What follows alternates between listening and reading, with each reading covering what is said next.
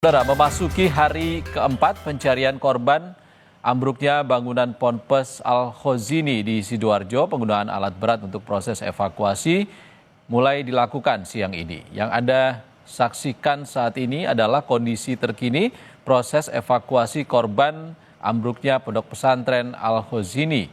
Seperti yang Anda saksikan, saudara, saat ini kren sudah dikerahkan untuk membantu mengangkut reruntuhan bangunan, di mana ada sekitar lebih dari 50 korban yang diperkirakan masih tertimbun reruntuhan pondok pesantren.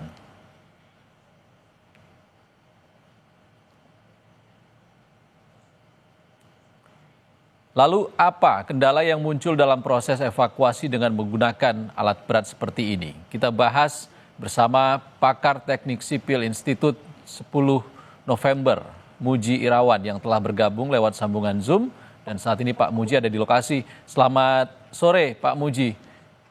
Selamat sore Kompas TV.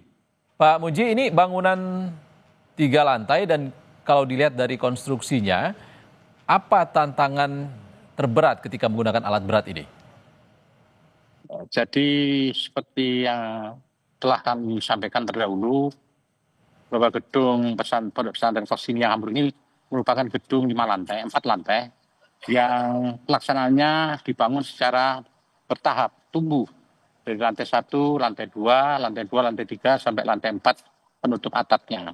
Nah, dengan permasalahan tersebut maka kita dapatkan sekarang ini kondisinya ambruk. Dan yang jadi masalah dan merupakan kegiatan yang harus segera dilakukan adalah evakuasi terhadap korban yang masih berada di reruntuhan. Nah, sudah dilakukan asesmen oleh Basarnas bahwa sudah tidak ada kehidupan lagi selain korban yang tertimpa reruntuhan bangunan. Nah, asesmen tersebut membolehkan kita untuk melakukan pembongkaran gedung secara hati-hati dan bertahap agar tidak memperparah kondisi daripada korban yang tertimbun di lantai dasar. Ini kita sudah mulai dengan izin yang semua pihak memahami. Ini kita sudah mulai pembongkaran sampah-sampah yang di atas, kayu-kayu, bekesing, bambu, dan sebagainya. Itu kita bersihkan semua. Selanjutnya, bertahap kita akan membongkar plat, kolom, dan balok dengan memperhitungkan masing-masing berat dan memperhitungkan kondisi stabilitas dari reruntuhan.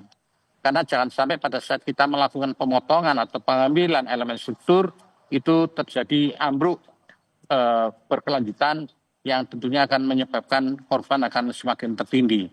Ini tidak bisa dilakukan secara sembarangan, harus memperlihatkan kondisi distribusi balok, distribusi kolom, hubungan kolom dan balok dan sebagainya, agar kita segera melakukan pemotongan keping by keping, tiap keping supaya bisa diangkat oleh alat berat kren dengan kapasitas 35 ton dan boom 40 meter, sehingga bisa mencapai ke daerah yang paling jauh. Dan ini supaya supaya nanti proses pembongkaran hati-hati dan tidak membuat masalah baru terhadap reruntuhan yang ada. Oke. Demikian penjelasannya. Pak Muji, penggunaan alat berat ini akan dilakukan secara non-stop atau ada jeda dengan interval tertentu? Sudah perintah dari Basarnas, kita 24 jam untuk bekerja bahu-membahu segera menyelesaikan pembongkaran ini, karena kita sudah 4 hari korban di bawah reruntuhan harus segera dievakuasi karena sudah harus mulai ada daging-dagingnya mencair, sehingga kami diminta untuk segera melaksanakan pekerjaan pembongkaran cepat tapi hati-hati, tidak memperparah konstruksi yang sudah runtuh.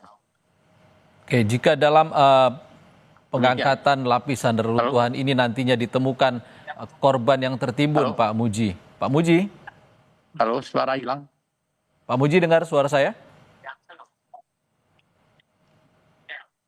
Halo. Halo Pak Muji, Anda bisa mendengar suara saya? Ya, oke, sudah mulai bisa. Oke, Pak Muji, kalau nanti dalam pengangkatan lapisan-lapisan reruntuhan ini ditemukan korban, apa teknik yang akan dilakukan? Ya, jadi kami akan memantau dan dipandu oleh Basarnas. Begitu kita menemukan korban, langsung kita akan berhenti, Basarnas masuk ke lokasi, tapi kita masih bisa melakukan pembongkaran di sisi lain yang masih aman. Jadi kita priority adalah untuk mencapai lokasi korban sehingga kita bisa melakukan evakuasi. Demikian. Oke, dengan kondisi ambruk seperti saat ini, Pak, melihat kondisinya sekarang saat seperti ini, berapa lama waktu yang dibutuhkan kira-kira? Perintahnya dikerjakan secepat mungkin, mudah-mudahan Sabtu bisa mencapai lantai dasar, sehingga evakuasi bisa berjalan dengan baik, dan Basarnas bisa menyelesaikan tugasnya untuk evakuasi korban yang menurut informasi masih ada 59 orang. Tapi data itu ada di Basarnas. Demikian. Baik, terima kasih pakar teknik sipil Institut 10 November, Pak Muji Irawan sudah berbagi informasi bersama kami di Indonesia Update. Terima kasih, Pak Muji.